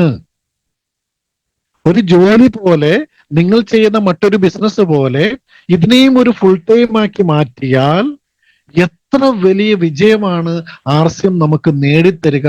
ഇതൊന്നും നമ്മൾ മനസ്സിലാക്കണം. ഇപ്പൊ തുടക്കത്തിൽ വരുന്ന ഒരാൾ, ഇപ്പൊ ഞാൻ RCMൽ വന്ന് ഞാൻ എൻ്റെ സുഹൃത്തുക്കളോടും ഞാൻ എൻ്റെ അയൽവാസികളോടും ഞാൻ ബന്ധുജനങ്ങളോടും RCMനെ കുറിച്ച് പറഞ്ഞപ്പോൾ അവർക്ക് അത്ര വിശ്വാസം വന്നില്ല.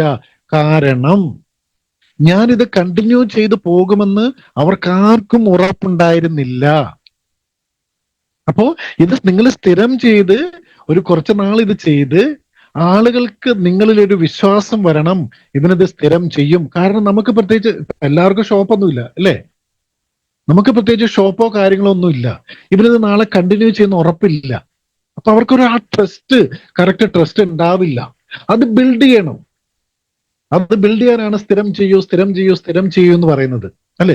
അത് ബിൽഡ് ചെയ്ത് പിന്നീട് അവരെന്ത് പറയും?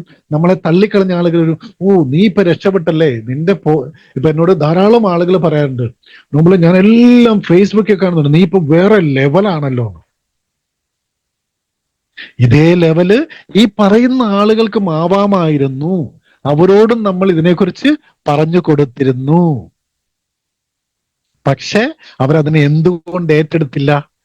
അവിടെയാണ്. ഇനിയെങ്കിലും നമ്മൾ ഇവിടെ ഇരിക്കുന്ന ആളുകൾ ഇതിനെ എടുക്കേണ്ട രീതിയിൽ കൃത്യമായിട്ട് ഈ ബിസിനസ്സിനെ നമ്മൾ ഏറ്റെടുക്കണം, മുന്നോട്ട് കൊണ്ടുപോകണം. ആ ഒരു ട്രാൻസ്ഫോർമേഷൻ നമുക്കും വരണം. ആ മാറ്റം നമ്മളിൽ സംഭവിക്കണം. വേണ്ടേ?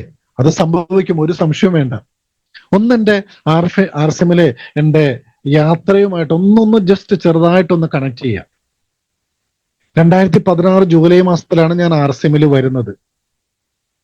ഓക്കെ, ഞാൻ ഇപ്പോഴും ആലോചിക്കാറുണ്ട്, ഇത് 2016 ഒക്ടോബറിൽ, അന്ന് ഞാനിപ്പോഴും ഓർമ്മയുണ്ട്, എന്റെ പൈസ ഇല്ലാഞ്ഞത് ആരോടോ കടം മേടിച്ച 2600 രൂപയ്ക്കാണ് ഈ റാക്ക് ഞാൻ മേടിച്ചത്.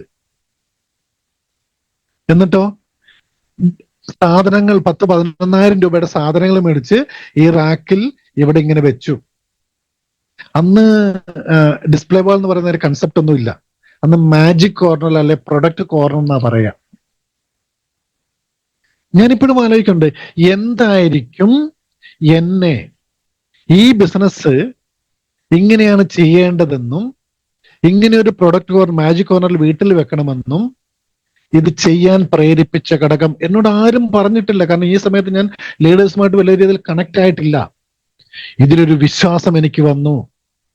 പ്രൊഡക്റ്റിന്റെ അവൈലബിലിറ്റി എന്റെ നാട്ടിൽ ഇല്ലാത്തത് കൊണ്ട് ആളുകൾക്ക് പ്രൊഡക്റ്റ് എത്തിച്ചു കൊടുക്കുക എന്നുള്ളത് എന്റെ കടമയാക്കി ഞാൻ മാറ്റി. ആർക്കാ എത്തിച്ചു കൊടുക്കുന്നത്? ആരെങ്കിലും പ്രൊഡക്റ്റ് സെയിൽ ചെയ്യുക എന്നത് മാത്രമായിരുന്നില്ല, എന്റെ ടീമിൽ ജോയിൻ ചെയ്യുന്ന ആളുകൾക്ക് അവരുടെ പേരിൽ ബില്ലടിച്ചു കൊടുക്കാനും 63 കിലോമീറ്റർ ദൂരെ നിന്ന് എന്റെ ഡിസ്പ്ലേ വാളിൽ കൊണ്ടുപോയി വെക്കുന്ന പ്രൊഡക്റ്റ്, അല്ലെങ്കിൽ അന്നത്തെ പ്രൊഡക്റ്റ് ഓർണറിൽ കൊണ്ടുപോയി വെക്കുന്ന പ്രൊഡക്റ്റ് അത് എഴുതി വെച്ച് അവർക്ക് യഥാസമയം അടുത്ത പ്രാവശ്യം പോകുമ്പം 1 രൂപയുടെ ഷാമ്പു പോലും ബില്ലടിച്ചു കൊടുക്കാൻ അന്നും ഇന്നും ഞാൻ തയ്യാറാണ്. അത് മാത്രമേ ചെയ്തിട്ടുള്ളൂ. അല്ലാതെ മറ്റൊരാൾ മേടിക്കുന്ന പ്രൊഡക്റ്റും അത് മാറ്റിയടിച്ചു കൊടുക്കുകയോ അവർക്ക് ബില്ല് ചെയ്ത് കൊടുക്കാതിരിക്കുകയോ ഞാൻ ചെയ്തിട്ടില്ല. അപ്പം ഒരു വലിയൊരു വിഷൻ അന്നേ ഉണ്ടായിരുന്നു. ഇതിലൂടെ എനിക്ക് സക്സസ് ആവാൻ പറ്റും, എനിക്ക് തീർച്ചയായിട്ടും വിജയിക്കാൻ പറ്റും. 19 വർഷം വിവിധ കമ്പനികളിൽ ജോലി ചെയ്തു. അതിലൂടെ നേടാൻ പറ്റാത്തത് ഈ ഒരു സിസ്റ്റത്തിലൂടെ ഒരുപക്ഷെ നേടാൻ പറ്റുമെന്ന് എന്തെന്നില്ലാത്തൊരു വിശ്വാസം എൻ്റെ ഉള്ളിൽ കടന്നുകൂടി. അന്നിതുപോലെ വാട്സപ്പ് മെസ്സേജുകളോ അല്ലെങ്കിൽ ഇത്രയധികം യൂട്യൂബ് ക്ലാസ്സുകളോ സൂം എന്ന് കണ്ടുപിടിച്ചിട്ടേ ഇല്ല.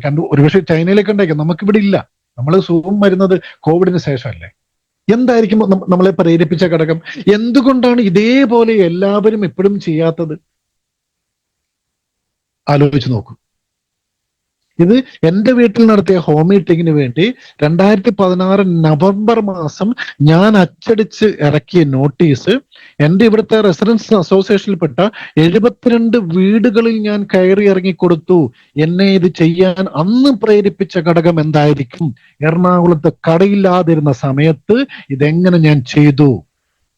ഇതിലൂടെ ഒരു ഫ്യൂച്ചർ ഉണ്ടെന്നും വലിയ വിജയം നേടാൻ പറ്റുമെന്നും ഒരു പക്ഷേ അന്നേ തോന്നിയിരിക്കാം. ഇത് തന്നെയല്ലേ നമുക്ക് മാതൃകാപരമായ പ്രവർത്തനം നമ്മുടെ ലീഡേഴ്സ് നമുക്ക് കാണിച്ചു തന്നത്? ഈ ഫോട്ടോ ഇവിടെ വെച്ചത് ഹെൽത്ത് ഗാർഡ് ഓയിൽ ഇല്ലേ, ഹൃദയാരോഗ്യത്തിന് അത്യുത്തമവും ലോകത്തിൽ ഏറ്റവും മികച്ചതുമായ പാചക എണ്ണ, ഇങ്ങനെയൊരു ബോർഡ് അന്ന് മുതൽ എന്റെ വീട്ടിൽ ആരും പറയാതെ ഞാൻ സ്ഥാപിച്ചിരുന്നു. എന്തുകൊണ്ട് എനിക്ക് തോന്നി? ഇന്നും ആർസ്യം ചെയ്യുന്ന പലരുടെയും വീടിന്റെ പടിക്കൽ ഇങ്ങനെ ഒരു ബോർഡില്ലേ, എന്റെ ഇപ്പോഴും ഒരു ഫ്ലെയിംസ് എന്ന് പറഞ്ഞൊരു സംഭവം ഉണ്ട്, ലൈറ്റുള്ള, ഇപ്പോഴും എന്റെ വീടിന്റെ പുറത്ത് കത്തിക്കിടപ്പുണ്ടാവും. ഇത് അന്നേ എങ്ങനെ ചെയ്യാൻ തോന്നി? വെള്ളപ്പൊക്കത്തിൽ നഷ്ടപ്പെടുന്നത് വരെ ഈ സാധനം എവിടെ ഉണ്ടായിരുന്നു? ഹലോ, ഈ ഹരിത സഞ്ജീവനിയുടെ ട്രെയിനിങ് 2017 നാസിക്കിൽ നടന്നത്. ഞാൻ ഒരു കണക്കിന് മൂർത്തി സാറിനോട് വഴക്ക് പിടിച്ചു. ഞാൻ പറഞ്ഞു, സാറേ എനിക്ക് പോകണം. കാരണം ഇതിനെക്കുറിച്ച് മനസ്സിലാക്കാൻ കിട്ടുന്ന വഴികളൊക്കെ ഞാൻ അന്വേഷിച്ചു. എനിക്ക് പ്രോഗ്രാമിന് പോകണം. മൂർത്തി സാർ അതിന് എനിക്കൊരു അവസരം ഉണ്ടാക്കി തന്നു.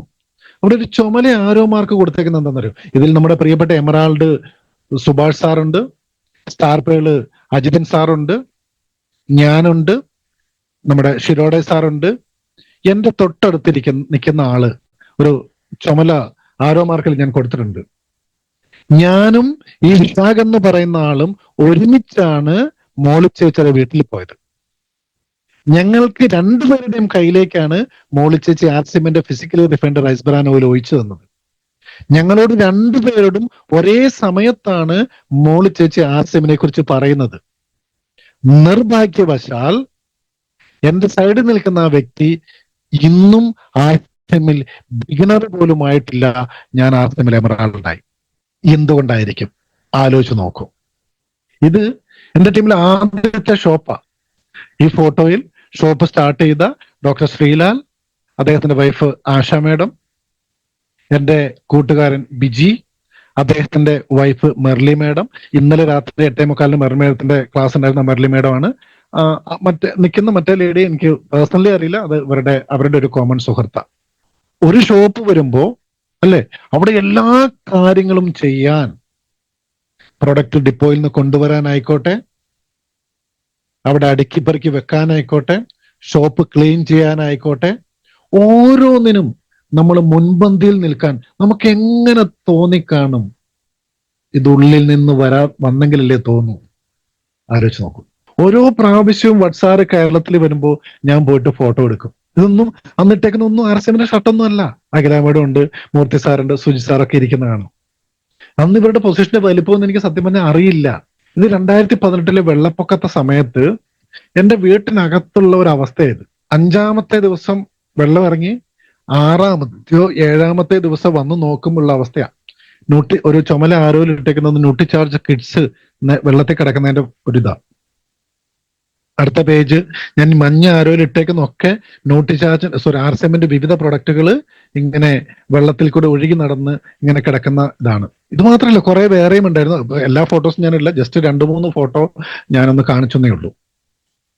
ഈ ഫോട്ടോ എൻ്റെ ഒരു പഴയ ഫോട്ടോ കിട്ടിയത്, അതിപ്പോ ആർട്ടിഫിഷ്യൽ AI കൊടുത്തിട്ട് കുറച്ചും കൂടെ ക്ലാരിറ്റി ഉള്ളതാക്കി മാറ്റി. അതുകൊണ്ട് മുഖത്തിന് ചിലപ്പോൾ അല്പം ഒരു വ്യത്യാസം വന്നിട്ടുണ്ട്.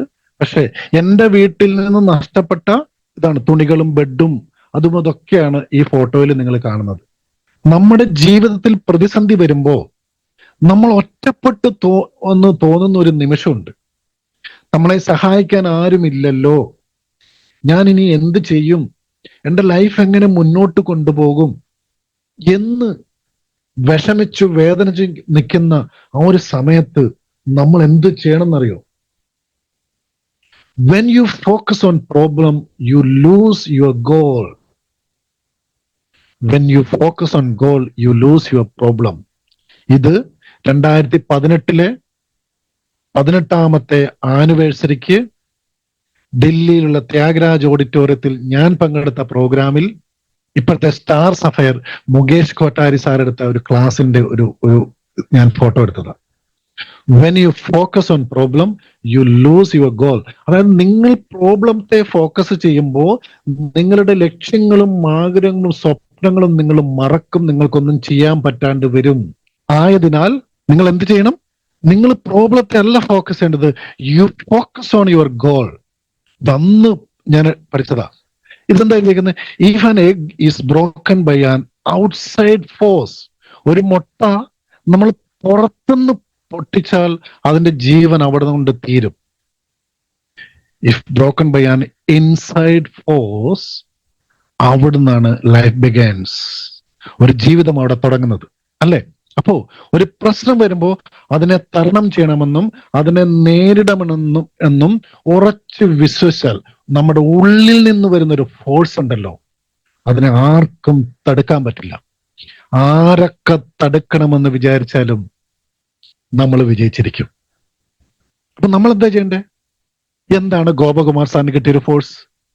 ഇൻസൈഡിൽ നിന്ന്, അകത്തുനിന്ന് കിട്ടിയത് അല്ലെ? മൂർത്തി സാറ്, സുജിത് സാറ്, ഓരോ കേരളത്തിലെ ഓരോ ലീഡേഴ്സിനും എന്തായിരിക്കും? അതുപോലെ നമ്മളെയും നമ്മൾ തന്നെ നമ്മളെയും ഒന്ന് ആവേശഭരിതരാക്കിയാലോ? Always be excited, curious, responsible, positive and passionate എന്ന് പറയാം. ഓൾവേസ്, എപ്പോഴും. നമ്മൾ തണുത്തിരിക്കേണ്ട ആളുകളല്ലല്ലോ, ആണോ? നമ്മൾ തണുത്തിരിക്കേണ്ട ആളുകളല്ല. നമുക്ക് നല്ല എനർജി വേണ്ടേ, ആവേശം വേണ്ടേ, വിശ്വാസം വേണ്ടേ, ആത്മവിശ്വാസം വേണ്ടേ?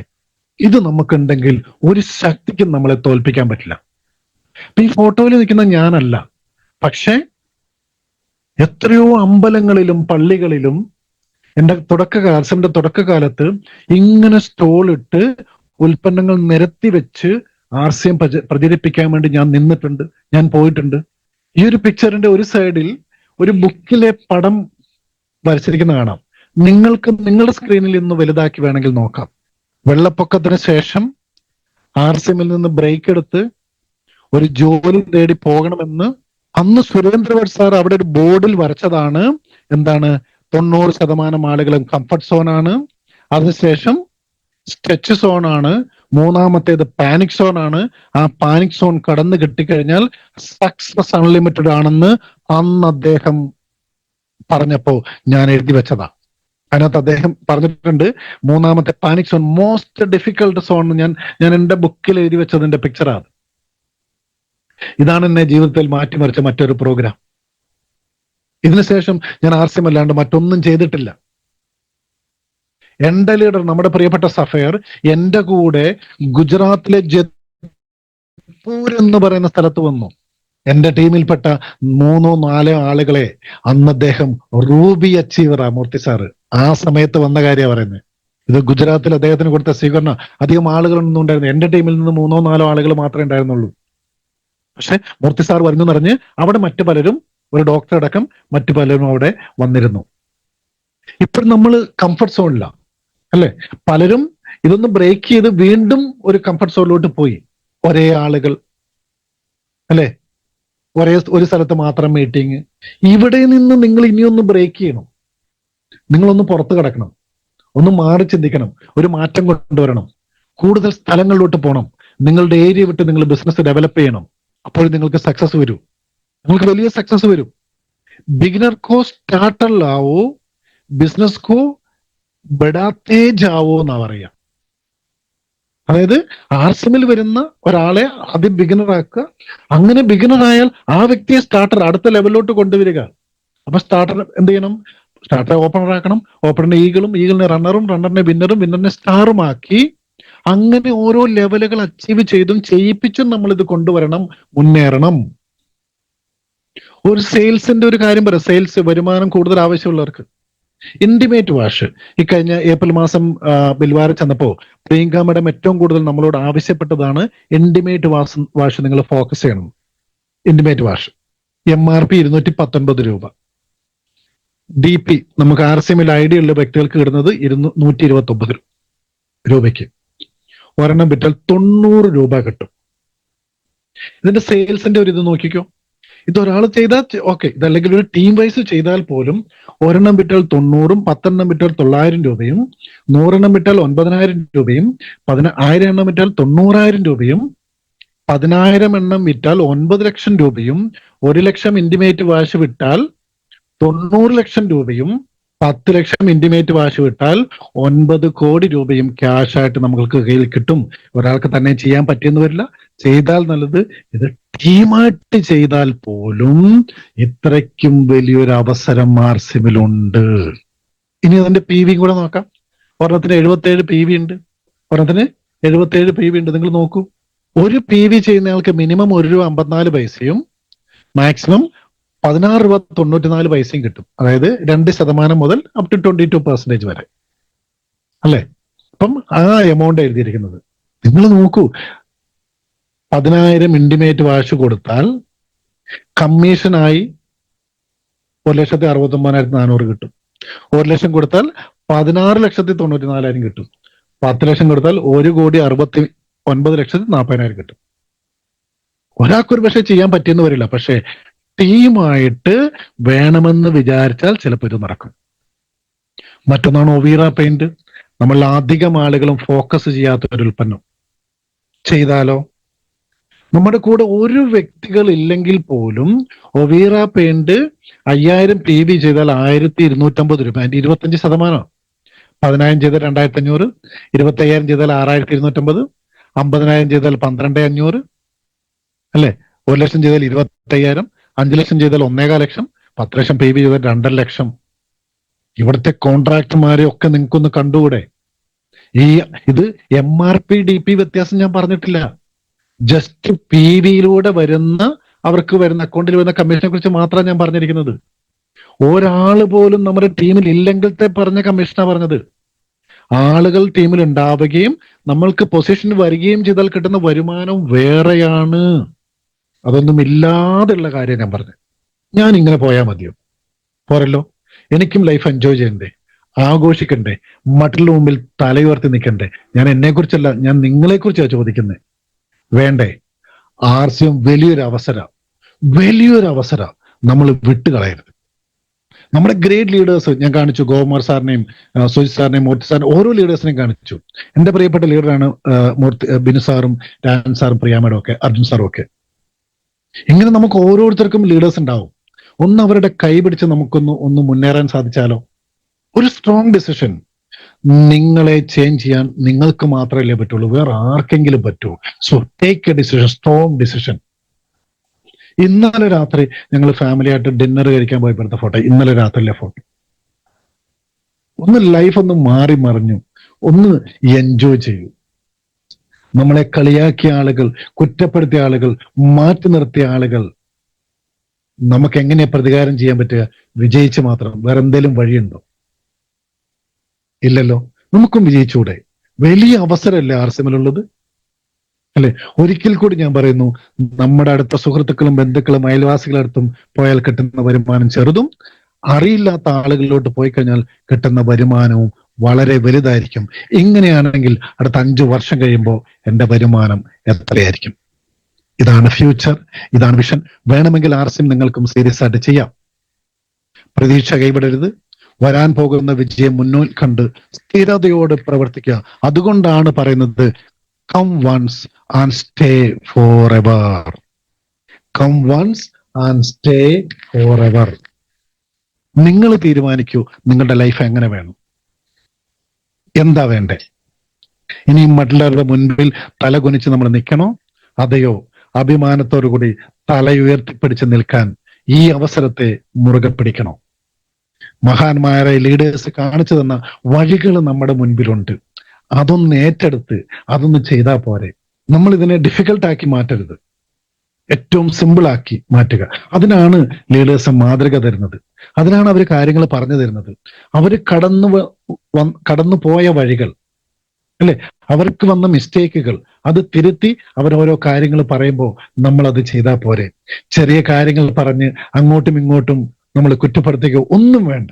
ലക്ഷ്യത്തോടുകൂടി സ്ഥിരതയോടുകൂടി പ്രവർത്തനം വലിയ വിജയം തരും. അതുകൊണ്ടാണ് പറയുന്നത്, പരിശ്രമം ചെയ്യുകിൽ എന്തിനേയും വശത്തിലാക്കാൻ കഴിവുള്ളവണ്ണം ദീർഘങ്ങളാം കരങ്ങളെ നൽകിയത്രേ മനുഷ്യനെ പാരിൽ അയച്ച ദേശമെന്ന്. നിങ്ങൾക്കെല്ലാവർക്കും ഈ ഒരു സിസ്റ്റത്തിലൂടെ വലിയ വിജയം ഉണ്ടാവട്ടെ എന്ന് ആത്മാർത്ഥമായി ആഗ്രഹിച്ച് പ്രാർത്ഥിച്ചുകൊണ്ട് നിർത്തുന്നു. നന്ദി, നമസ്കാരം. Thank you all. GRC.